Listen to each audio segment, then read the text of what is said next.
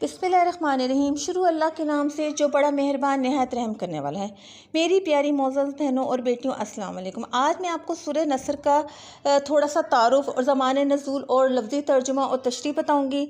और शुरू करने से पहले बस ये है कि आप मेरे साथ एक छोटी सी दुआ पढ़ लीजिए। रब्बि इश्रह ली सदरी व यस्सिर ली अमरी वहलुल उक़दतम मिन लिसानी यफ़क़हू क़ौली रब्बि यस्सिर वला तुअस्सिर व तम्मिमिल खैर व बिका नस्ताईन या फ़त्ताहु या फ़त्ताहु या फ़त्ताहु रब्बना ज़िदना इल्मा व अमला या फ़त्ताहु आमीन सुम्मा आमीन। तो अब हम अपनी सूरत का थोड़ा सा तारुफ़ पेश करती हूँ। मैं इस सूरत मुबारका के कई नाम हैं। इसे सूरह तौदी या इल्वदाई सूरत भी कहते हैं, इसको सूरह फ़तह भी कहते हैं। जब मैं इस सूरत की तशरीह करूँगी तो आपको इस बात का बखूबी अंदाज़ा हो जाएगा। लेकिन इसका ज़्यादा मशहूर नाम सूरह अल-नसर है, जो कि इसकी पहली आयत से माखूज़ है। ये आयत एक रुकू 3 आयत पर मुश्तमिल है। इसके कलमात की तादाद 19 है और हरूफ की 79। अब मैं थोड़ा सा ज़माने नज़ूल इसके बारे में बताऊंगी कि हिजरत के बाद मेरे नबी सल्लल्लाहु अलैहि वसल्लम पर जितनी भी सूरतें नाज़िल हुई उन्हें मदनी सूरतें कहा जाता है। ख्वाह इनका नज़ूल मदीना तैयबा में हो, सफ़र के दौरान मदीना के बाहर या किसी दूसरे मकाम पर। हिजरत के बाद मक्का मुकरमा में जो भी सूरतें नाजिल हुई इन्हें मदनी सूरतें कहा जाता है।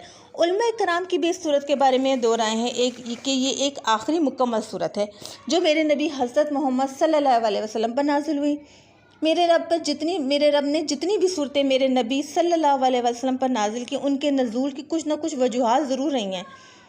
इस सूरत के नज़ूल के वक्त के बारे में दो कौल हैं। एक ये कि यह फ़तह मक्का के मौके पर नाजिल हुई। ये वो महबूब घड़ियाँ हैं कि चंद साल पहले जो हस्ती यहाँ से हिजरत करने पर मजबूर थी, उसके साथ सिर्फ एक जानिसार हज़रत अबू बकर सिद्दीक़ रज़ी अल्लाह ताला अन्हो थे। आज वो 10,000 के लश्कर जरार के साथ मक्का मुकरमा में एक फ़ातिह की हैसियत से दाखिल हो रहा है। सब लोग अपने अंजाम के मुंतज़िर थे, लेकिन मुसलमानों के सपा सालार ने ताकीद कर दी थी कि खून खराबे से कत्तन इज्तनाब किया जाए, किसी पर दर्ज दराजी न की जाए, तलवारें नियामों में हों, तीर तरकशों में हों, कमाने कंधों पर आवेज़ा हों। जो हरम पाक में पना लेगा, जो घरों के दरवाजे बंद कर देगा, बल्कि जो अबू सुफियान के घर दाखिल हो जाएगा, सबको अमान है। ये मेरे नबी की शान हो सकती है। अगर मेरे नबी के अलावा कोई फातिह होता तो वो शहर को तबाह बर्बाद कर देता, खून की नदियाँ बहा दी जाती। मगर आज के फातिह तो मेरे नबी हज़रत मोहम्मद सल्लल्लाहु अलैहि वसल्लम थे। सुभान अल्लाह। मगर कुछ रवायत ये भी हैं कि यह हज्जतुल विदा के मौके पर नाज़िल है। मिना का मैदान है और अल्लाह अकबर के नारे पूरे मैदान में गूंज रहे हैं। सारा जज़ीरा अरब इस्लाम कबूल कर चुका है। सुभान अल्लाह। अब हम अपनी सूरत की तरफ वापस आते हैं।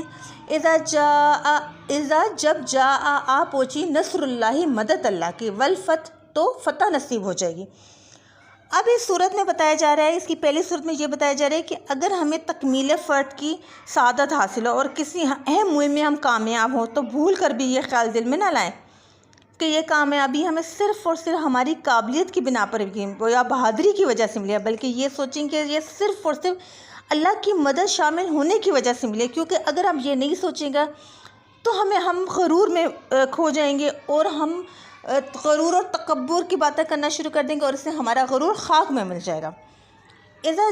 जब वहाँ पहुँची नसरुल्लाहि, मदद अल्लाह की, वल फत, तो फ़तह नसीब हो जाएगी। वरई तन्नासा, और आप देखेंगे अन्नासा, उन लोगों को, यदखुलूना, जो दाखिल होते हैं, फ़ी दीनिल्लाहि, अल्लाह के दीन में, जोग दर जोड़ के। आप उस वक्त देख रहे होंगे कि कौन लोग जो पहले तो इस्लाम के दुश्मन थे और इस्लाम की शमा को बुझाने के लिए हर वक्त तदबीरें करते रहते थे, मगर आज तो वो फोर्थ दर फोर्थ इस्लाम को कबूल कर रहे हैं। फसब्बी बिहम्दि रब्बिका वस्तगफिरु, और अब आपने क्या करना है कि जब आप ये इतनी आलिशान और ख़ूबसूरत मंज़र को देखेंगे तो आपने क्या करना है कि आपने इस वक्त अपने रब की हम्दो सना बयान करते हुए अपने रब की पाकी बयान करनी है। सुभान अल्लाह। इस आयत का मायने ये है, वस्तगफिरु का मतलब ये है कि मेरा रब बहुत तौबा कबूल करने वाला है। फिर कोई और अमीर, चाहे वो गरीब हो, मेरे रब के दर पर पहुंच जाता है तो मेरे रब की रहमत उसका इस्तकबाल करती है और इसके गुनाहों को माफ़ कर दिया जाता है। इन्नहु, बेशक, काना तव्वाबा, यानी मेरा रब बहुत तौबा कबूल करने वाला है। यानी मेरा रब तो ख़ुद इस बात का मुंतज़िर रहता है या इस बात को पसंद करता है कि मेरा रब गुनाह करके अगर मेरे हज़ूर में आए, मेरे महफ़िल में आए या मेरे दरबार में आए तो मेरे से माफ़ी मांगे तो मैं उसको फ़ौरन माफ़ कर दूँ। एक हदीस शरीफ भी है, अल्लाह ताला मेहरबान है और मेहरबानी को पसंद फरमाता है। यानी आपको इस आयत से अच्छी तरह मालूम हो चुका है कि इंसान से नादानिस्ता इतने ज़्यादा गुनाह होते हैं।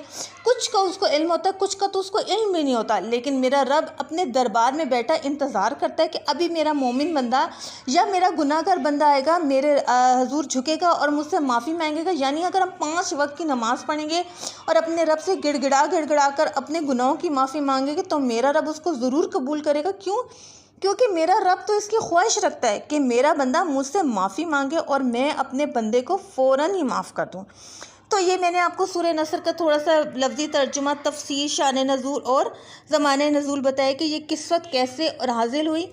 मुझे पूरी उम्मीद है कि आपको इसकी तशरीह बहुत अच्छी तरह समझ में आ गई होगी। अब मैं आखिर में आपको सूरह नसर के कुछ फ़ायदे भी बताती हूँ कि सूरह नसर को पढ़ने के कुछ फ़ायदे भी हैं।